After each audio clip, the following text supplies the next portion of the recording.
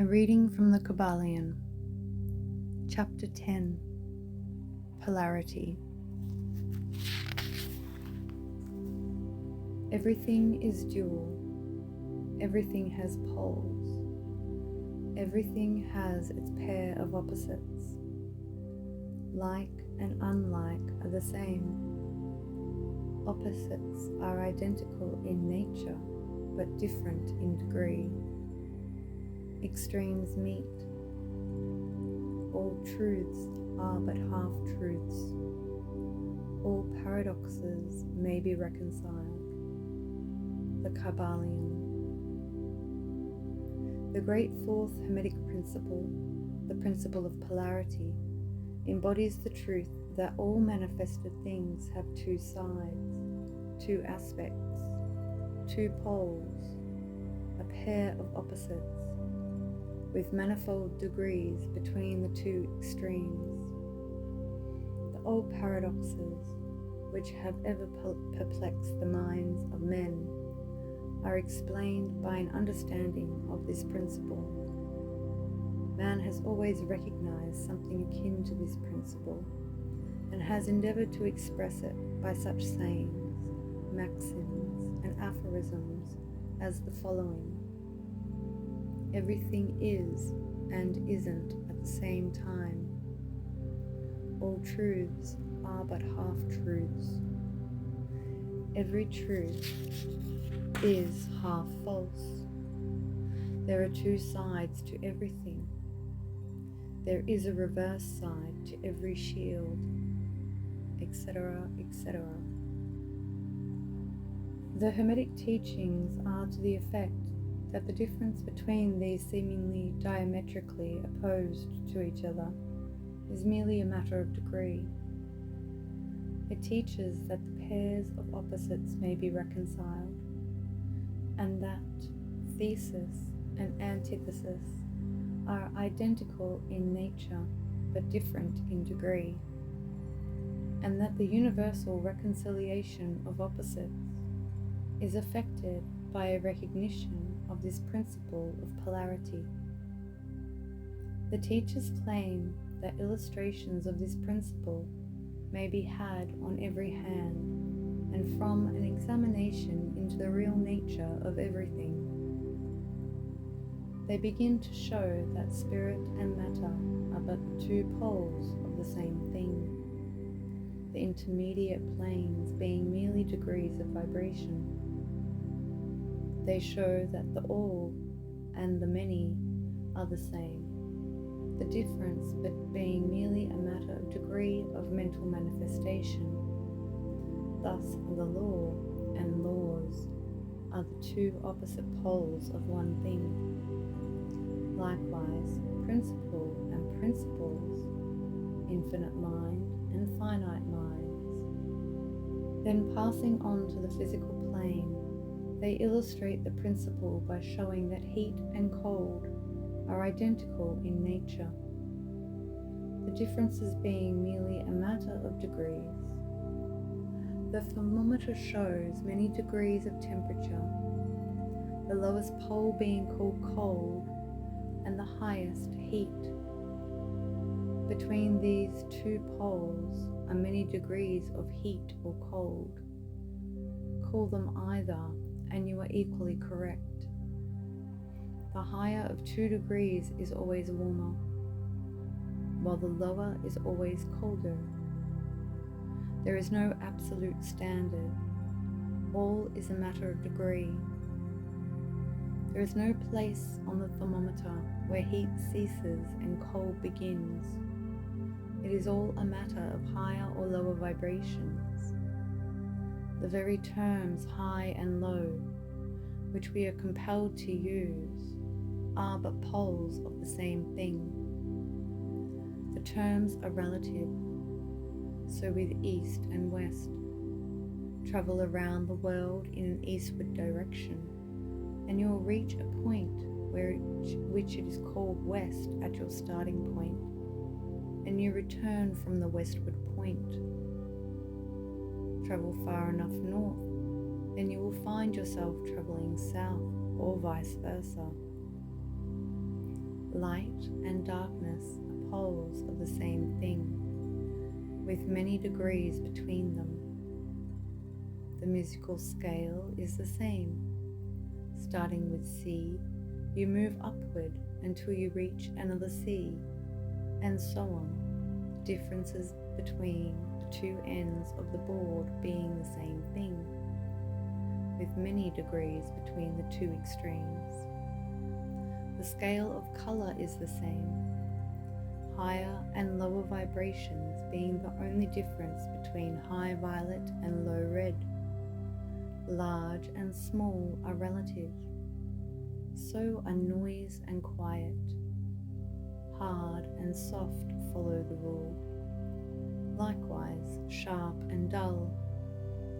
Positive and negative are two poles of the same thing, with countless degrees between them. Good and bad are not absolute. We call one end of the scale good and the other bad, or one end good and the other evil, according to the use of the terms.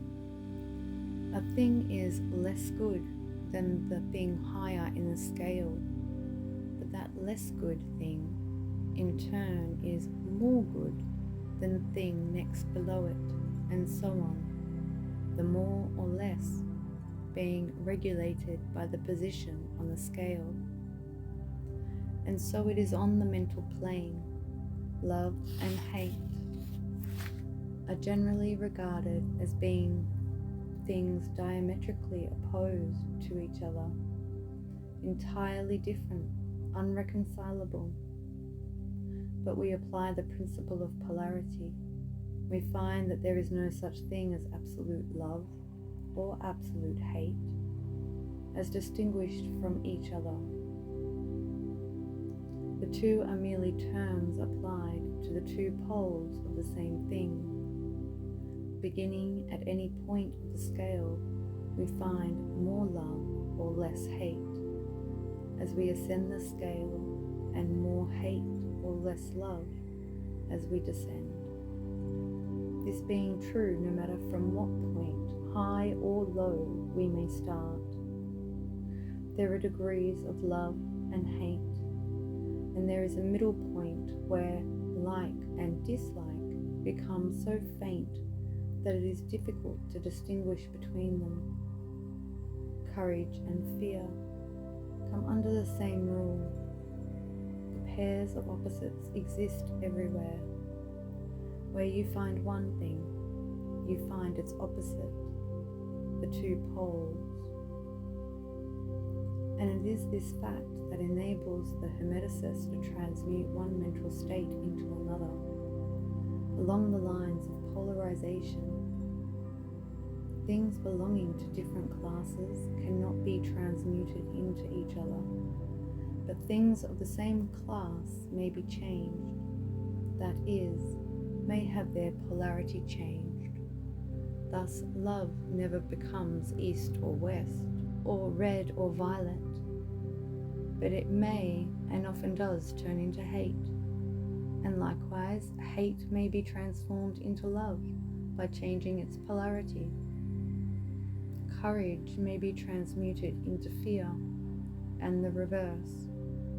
Hard things may be rendered soft. Dull things become sharp. Hot things become cold, and so on. The transmutation always being between things of the same kind of different degrees. Take the case of a fearful man. By raising his mental vibrations along the lines of fear, courage, he can be filled with the highest degree of courage and fearlessness. And likewise, the slothful man may change himself into an active, energetic individual simply by polarizing along the lines of the desired quality. The student who is familiar with the process by which the various schools of mental science, etc., produce changes in the mental states of those following their teachings may not readily understand the principle underlying many of these changes. When, however, the principle of polarity is once grasped, and it is seen that the mental changes are occasioned by a change of polarity, a sliding along the same scale, the matter is more readily understood. The change is not in the nature of a transmutation of one thing into another thing entirely different, but it is merely a changing of degree in the same things, a vastly important difference. For instance, borrowing an analogy from the physical plane, it is impossible to change heat into sharpness, loudness, highness, etc. But heat may readily be transmuted into cold simply by lowering the vibrations. In the same way, hate and love are mutually transmutable. So are fear and courage.